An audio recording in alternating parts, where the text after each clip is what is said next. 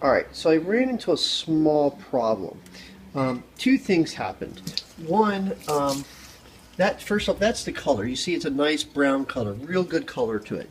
All right, but here's the problem. Since I was using that outside propane, the boil off was a lot different than what I suspected. So I lost some of my water. So I went ahead and I added in these ice cubes to do two things. One, get more water in there, obviously, and then also cool it down. So I did two things that I recognize here. First off, I cooled the temperature down way too much. So I just nuked some water and I'm going to pour it in. The second thing is my alcohol reading should be about 1.046, 1.048, somewhere in that neighborhood.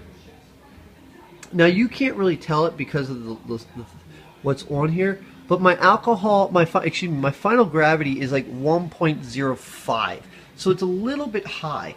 What that means is it's too sugary. So what I'm going to do in this one is I'm first going to rinse this off. I'm going to add a little bit more water in there, and I'll probably do 2 cups of warm water in there. And what that's going to do is do two things. Obviously, bring the temperature up, and then it's also going to lower my gravity reading a little bit more.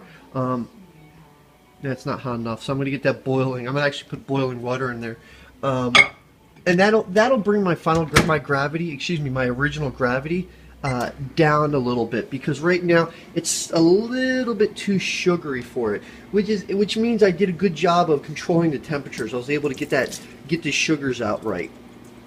It just, with the boil off, it kind of concentrated a little bit too much there.